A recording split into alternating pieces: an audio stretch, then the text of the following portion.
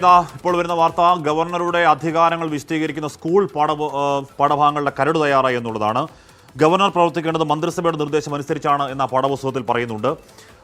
ഉമേഷ് ബാലകൃഷ്ണ വാർത്തയുടെ വിവരങ്ങൾ വച്ചിരുന്നു. ഉമേഷ്, അപ്പോൾ ഇത് 10ാം ക്ലാസ്സിൻ്റെ പാഠപുസ്തകത്തിലല്ലേ ഉണ്ടാവുക? അത് സോഷ്യൽ സയൻസ് പാഠപുസ്തകത്തിലാണോ? അത് ഏത് ചാപ്റ്ററായിട്ടാണ് വരിക? എന്തൊക്കെ കാര്യങ്ങൾ ആ ചാപ്റ്ററിൽ പറയുന്നു? ഇത് നേരത്തെ തന്നെ സാമൂഹ്യ പാഠപുസ്തകത്തിൽ 10ാം ക്ലാസ്സിലെ പാഠപുസ്തകത്തിൽ ഇന്ത്യൻ ജനാധിപത്യം എന്ന് പറയുന്ന ഒരു പാഠഭാഗമുണ്ട്. അത് ലാസ്റ്റ് പാഠഭാഗമാണ്.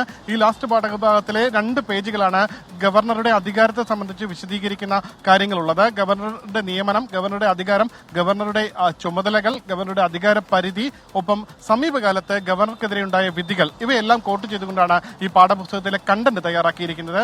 ഗവർണർ പ്രവർത്തിക്കേണ്ടത് എങ്ങനെയാണ് എന്നുള്ള കാര്യത്തിൽ ഗവർണർ പ്രവർത്തിക്കേണ്ടത് മന്ത്രിസഭയുടെ നിർദ്ദേശത്തെ തുടർന്നാണ് എന്ന് വിശദീകരിച്ചിരിക്കുന്ന ഭാഗവും ഈ പാഠഭാഗത്തിൽ തന്നെയുണ്ട്. ഈ അവസാന പാഠഭാഗമായിട്ടാണ് ചേർത്തിരിക്കുന്നത്. പാഠഭാഗത്തിന്റെ കരട് പാഠപുസ്തക സമിതി SCRTക്ക് കൈമാറി. SCRT ഇത് 4ാം തീയതി, ഈ മാസം 4ാം തീയതി ചേരുന്ന കരിക്കുലം കമ്മിറ്റിയുണ്ട്. കരിക്കുലം കമ്മിറ്റിയുടെ അംഗീകാരത്തിനായി നൽകും. കരിക്കുലം കമ്മിറ്റി അംഗീകരിച്ചു കഴിഞ്ഞാൽ ഈ 2ാം പാഠഭാഗം, അതായത് 2 പാർട്ടായിട്ടാണ് പാഠപുസ്തകങ്ങൾ വരുന്നത്. 2ാം പാർട്ടിൽ അവസാന പാഠഭാഗത്തിൽ ഗവർണറെ കുറിച്ച് വിദ്യാർത്ഥികൾ പഠിക്കും.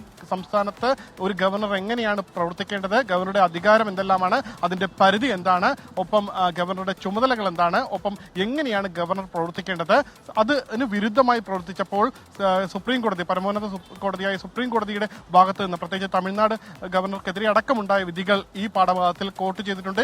ഈ രീതിയിൽ എന്തായാലും വിദ്യാഭ്യാസ മന്ത്രി പറഞ്ഞു പോയ വെറും വാക്കല്ല, അത് ഈ വർഷം തന്നെ വിദ്യാർത്ഥികൾ പഠിക്കാൻ പോവുകയാണ്. ഈ വർഷം 10ാം ക്ലാസ്സിലെ വിദ്യാർത്ഥികൾ അവസാന പാഠഭാഗമായ ജനാധിപത്യത്തെക്കുറിച്ചുള്ള, ഇന്ത്യൻ ജനാധിപത്യത്തെക്കുറിച്ച് പഠിക്കുന്ന പാഠഭാഗത്തിലെ ഒരു ഭാഗമായി ഗവർണറെ കുറിച്ചും ഗവർണറുടെ അധികാര പരിധികളെ കുറിച്ചും പഠിക്കും. ഹാഷ്മി, അതായത് സമീപകാലത്ത് ഗവർണർമാർക്കെതിരെ ഉണ്ടായ സുപ്രീം കോടതി പരാമർശങ്ങളടക്കം ആ പാഠഭാഗത്തിൻ്റെ അനക്സായി ഉൾപ്പെടുത്തുന്നുണ്ടോ ഉമേഷ്? അങ്ങനെയാണെങ്കിൽ അത് രാഷ്ട്രീയ പ്രതികരണങ്ങൾക്കും രാഷ്ട്രീയ വിമർശനങ്ങൾക്കൊക്കെ വിധേയമാകാവുന്ന ഒന്നാകും അത്.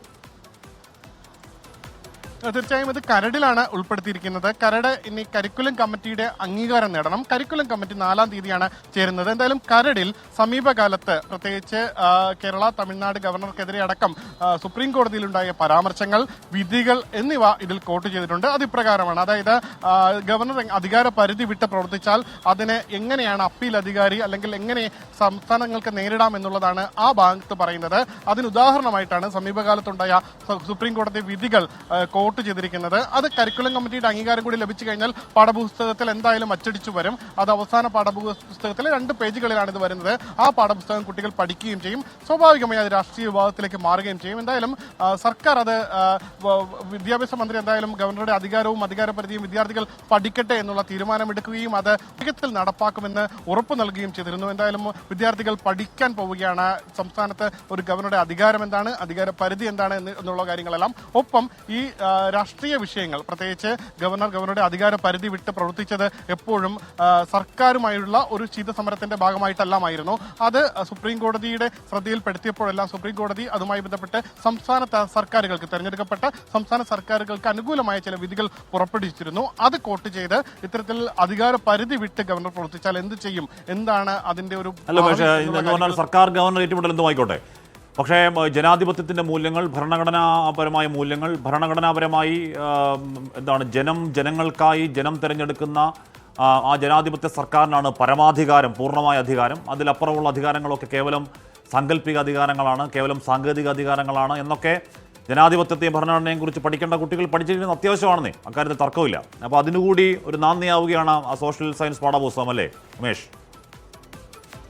തീർച്ചയായും അത് തന്നെയാണ്. വിദ്യാർത്ഥികൾ പഠിച്ചു വളരട്ടെ. എന്താണ് ജനാധിപത്യം, എന്താണ് ജനാധിപത്യ സംവിധാനങ്ങളിൽ ഗവർണർ, പ്രസിഡന്റ് അടക്കമുള്ള പോസ്റ്റുകളുടെ ഒരു പ്രാധാന്യം, ഗവർണർ പോലുള്ള പോസ്റ്റുകളിൽ എങ്ങനെയാണ് അവരുടെ അധികാര പരിധി എന്താണ്, അവർ ഭരണഘടനാപരമായോ അല്ലെങ്കിൽ പ്രോട്ടോകോൾ പ്രകാരമോ ഒരുപക്ഷെ സംസ്ഥാന സർക്കാരിന്റെ മുകളിൽ പ്രതിഷ്ഠിക്കാൻ കഴിയുമെങ്കിലും ജനാധിപത്യ സർക്കാർ പ്രവർത്തിക്കുമ്പോൾ എങ്ങനെയാണ് ആ അധികാര പരിധി ജനാധിപത്യ സർക്കാരിന്റെ മന്ത്രിസഭയുടെ തീരുമാനത്തിന് താഴെയാകുന്നത്, അതാണ് ഏറ്റവും സുപ്രധാനം. അതുകൊണ്ട് തന്നെ അതിലൊരു ഒരു പാഠഭാഗത്തിലെ ഒരു ഖണ്ഡിക മന്ത്രിസഭാ തീരുമാനങ്ങൾ അനുസരിച്ച് പ്രവർത്തിക്കേണ്ട ആളാണ് ഗവർണർ എന്നുള്ളതാണ്. അതായത് ഗവർണർ പ്രവർത്തിക്കേണ്ടത് മന്ത്രിസഭ നിർദ്ദേശിക്കുന്ന മന്ത്രിസഭയുടെ നിർദ്ദേശം അനുസരിച്ച് മാത്രമായിരിക്കണം. അത് കടന്നുപോയി കഴിഞ്ഞാൽ എന്താണ് ചെയ്യാൻ കഴിയുക എന്നുള്ളതാണ് ഈ സുപ്രീം കോടതിയിൽ പോയ ഘട്ടങ്ങളും സുപ്രീം കോടതിയിൽ നിന്ന് അനുകൂല വിധികൾ വന്ന ഘടകങ്ങളും ഈ പാഠപുസ്തകത്തിലായി വരുന്നത്. എന്തായാലും വിദ്യാർത്ഥികൾ പഠിച്ചു വളരട്ടെ, വിദ്യാർത്ഥികൾ അത് കൃത്യമായി ജനാധിപത്യം എന്താണെന്ന് പഠിച്ചു വളരട്ടെ എന്നുള്ള വിദ്യാഭ്യാസ മന്ത്രിയുടെ തീരുമാനം അത് ഈ വർഷം തന്നെ നടപ്പാക്കി തുടങ്ങുന്നു എന്നുള്ളതാണ് ഏറ്റവും സുപ്രധാനം. ലക്ഷ്മി, ഓക്കെ, അത് സ്വാഗതാർഹമാണ് എന്ന് പറഞ്ഞാൽ അത് സ്വാഗതാർഹമാണ്. ഈ ദിവസങ്ങളിൽ നമ്മൾ ആരിഫ് മുഹമ്മദ് ഖാൻ ദിവസങ്ങളിൽ ഏറ്റവും ഒടുവിൽ വിശ്വനാഥ് അർലേക്കർ ദിവസങ്ങളിലൊക്കെ ഗവർണർ സർക്കാർ ഏറ്റുമുട്ടലിനെ പറ്റി കുട്ടികളും കാണുന്നും കേൾക്കുന്നു. ഈ വാർത്തയൊക്കെ ഉറപ്പായും കുട്ടികളും കാണുന്നും കേൾക്കുന്നൊക്കെ ഉണ്ടല്ലോ. അപ്പോൾ കുട്ടികൾക്കൊരു കൺഫ്യൂഷൻ വേണ്ട. അക്കാര്യത്തിൽ കുട്ടികൾ രാഷ്ട്രീയ പാർട്ടികൾ അങ്ങോട്ടും ഇങ്ങോട്ടും പറയുന്നത് കേൾക്കണ്ട. കുട്ടികൾ അതിൻ്റെ ആധികാരികമായി പാഠപുസ്തകത്തിൽ അവർ ഭരണഘടനയിൽ ഈ ഗവർണർക്ക് പറയുന്ന അധികാരങ്ങൾ എന്താണ്, അധികാരമില്ലായ്മകൾ എന്താണ്, തിരഞ്ഞെടുക്കപ്പെട്ട ഒരു സർക്കാരിന് കൊടുക്കുന്ന അധികാരങ്ങൾ എന്താണ് എന്നൊക്കെയുള്ള കാര്യങ്ങൾ കുട്ടികൾ പഠിച്ചു തന്നെ വളരട്ടെ. അത് നല്ല കാര്യമാണ് എന്നേ പറയേണ്ടതുള്ളൂ.